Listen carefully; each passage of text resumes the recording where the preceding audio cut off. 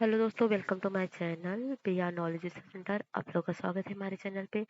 तो एनसीईआरटी का सीरीज चल रहा है जिसमें आज हम क्लास 12 का सोशियोलॉजी का चैप्टर 1 करेंगे, भारतीय समाज एक परिचय। तो ये बहुत सोशियोलॉजी जिसका ऑप्शनल है या फिर सोसाइटी जो पीजीएस 1 के लिए तैयार कर रहे हैं उनके लिए बहुत इंपॉर्टेंट है ये यूपीएससी के लिए। तो पूरा डिटेल एनालिसिस होगा, इसको अच्छे से पढ़िए और जो पुराने वीडियोस है उनको भी देखिए। अगर आपको चैनल पसंद आता है तो लाइक शेयर सब्सक्राइब जरूर करें। तो इसके पहले जो भी चैप्टर पढ़ाए गए हैं क्लास 9, 10, 11, 12 के सबके आपको प्लेलिस्ट मिल जाएगा, उसको करिए। और टेस्ट भी यूपीएससी और आरओ का करवाया गया है, वो भी आप करिए। तो चलिए स्टार्ट करते हैं टाइम वेस्ट किए बिना।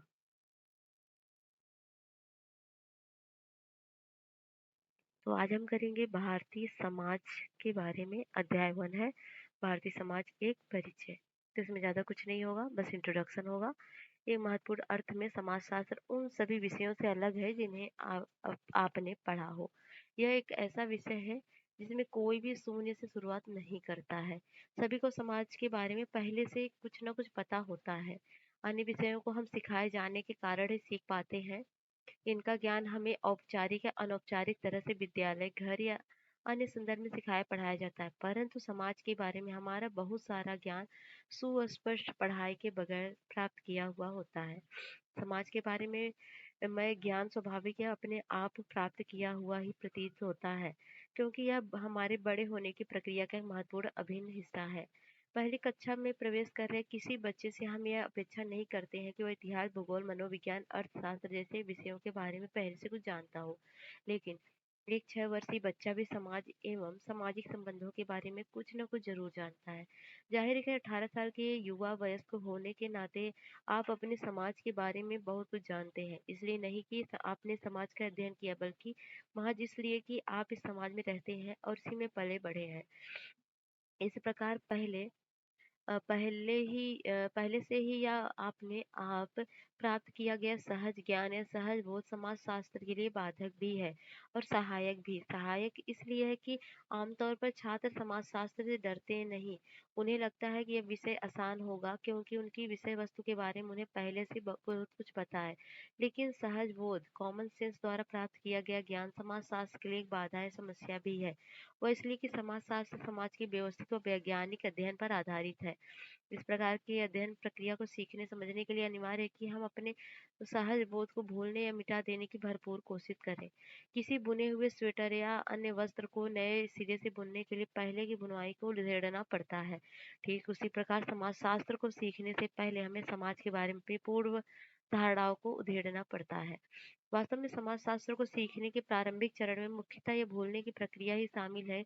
यह आवश्यक है क्योंकि समाज के बारे में हमारा पहले से प्राप्त ज्ञान, हमारा सामान्य बोध एक विशिष्ट दृष्टिकोण से प्राप्त किया हुआ होता है। उस या वो सामाजिक समूह, सामाजिक वातावरण का दृष्टिकोण होता है जिसमें हम सामाजिकृत होते हैं।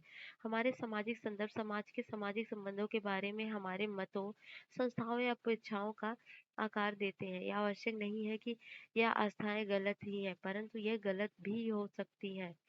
कठिनाई यह है कि अक्सर अपूर्ण अ, एवं पूर्वाग्रहपूर्ण हुई होती है।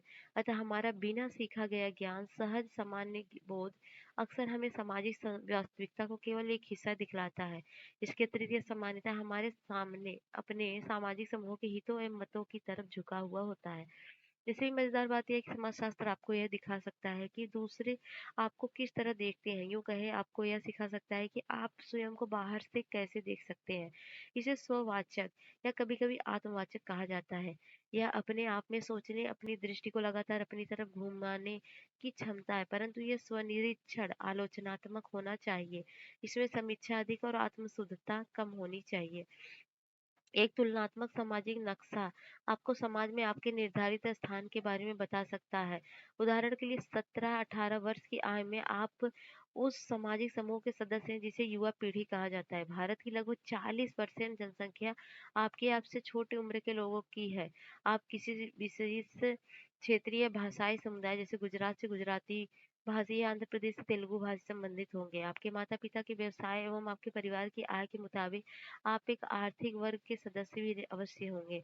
आप एक विशेष धार्मिक समुदाय, एक जाति, एक जनजाति या ऐसे ही किसी अन्य सामाजिक समूह के सदस्य भी हो सकते हैं। ऐसा ऐसी प्रत्येक पहचान सामाजिक नक्शे में सामाजिक संबंधों के ताने-बाने में आपका स्थान निर्धारित करती है। समाजशास्त्र आपको समाज में पाए जाने वाले विभिन्न प्रकार के समूहों, उनके आपसी संबंधों एवं आपके अपने जीवन में उनके महत्व के बारे में बतलाता है। परंतु समाजशास्त्र केवल आपका या अन्य लोगों का स्थान निर्धारित करने में मदद करने एवं विभिन्न सामाजिक समूहों के स्थानों का वर्णन करने के अलावा भी बहुत कुछ सिखा सकता है। जैसे कि अमेरिकी समाजशास्त्री राइट फिल्म ने कहा, समाजशास्त्र आपकी व्यक्तिगत परेशानियों एवं सामाजिक मुद्दों के बीच की कड़ी एवं संबंधों को उजागर करने में मदद करती है। व्यक्तिगत परेशानियों में मिल्स का तात्पर्य है कि विभिन्न प्रकार की व्यक्ति चिंताएं, समस्याएं, सरोकार जो आपके लिए होते हैं। उदाहरण के लिए ये हो सकता है कि आपके परिवार के बड़े सदस्य, आपके भाई बहन या दोस्त आपके साथ जो व्यवहार करते हैं उससे आप खुश नहीं हैं। शायद आप अपने भविष्य के बारे में, आपको किस तरह की नौकरी मिलेगी इस बारे में चिंतित हो। आपकी व्यक्तिगत सामाजिक पहचान के लिए अन्य गर्व भी अन्य पक्ष पर भी गर्व, आत्मविश्वास या विभिन्न तरीकों की उलझन के स्रोत हो सकते हैं। पर यह सभी लक्षण एक ही व्यक्ति विशेष से जुड़े हैं। इसका अर्थ है कि इस व्यक्तिगत परिप्रेक्ष्य तक ही सीमित है। दूसरी तरफ एक सामाजिक मुद्दा बड़े समूहों से संबंधित होता है, ना कि एक एकल व्यक्तियों से जो उन समूहों के सदस्य हैं।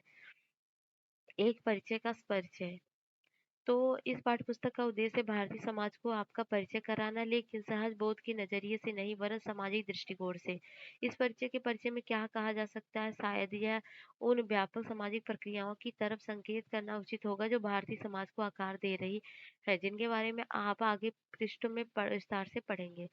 पाठ्य पुस्तक का पूर्व दर्शन।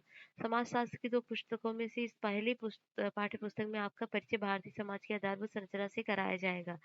और हम भारतीय जनसंख्या की जनसांख्यिकीय संरचना पर विचार भी शुरू करेंगे। जैसा कि आप जानते हैं कि आज भारत विश्व का सबसे बड़ा दूसरा जनसंख्या वाला देश है एवं अनुमानित और कुछ दशकों में चीन को पीछे छोड़कर विश्व का सर्वाधिक जनसंख्या वाला देश बन जाएगा। वह कौन से तरीके हैं जिनके द्वारा समाजशास्त्री जनसंख्याविद जनसंख्या का अध्ययन करते हैं? जनसंख्या के कौन से पक्ष सामाजिक तौर पर महत्वपूर्ण है? एक भारतीय परिदृश्य में इन मोर्चों पर क्या हो रहा है? क्या हमारी जनसंख्या विकास में एक बाधा है या इसे विकास में किसी तरह की मदद के रूप में देखा जा सकता है? ये कुछ सवाल हैं जिनका उत्तर अध्ययन का मतलब देखेंगे। और तीसरे अध्याय, चौथे अध्याय, पांचवें अध्याय में क्या-क्या डिस्कस किया गया इस लेसन में यही बताया गया और ज़्यादा कुछ तो है नहीं। तो इसके बाद नेक्स्ट जो शुरुआत होगा वो आपका चैप्टर 2 से होगा। तो इसमें जो इंट्रोडक्शन है जो आगे आप पढ़ेंगे। तो चलिए आगे लेसन में जो पढ़ेंगे वही सीखेंगे। तब तक मिलते हैं नेक्स्ट चैप्टर में। तब तक के लिए जय हिंद, जय भारत। जाने से पहले हमारे चैनल को लाइक से सब्सक्राइब ज़रूर करें।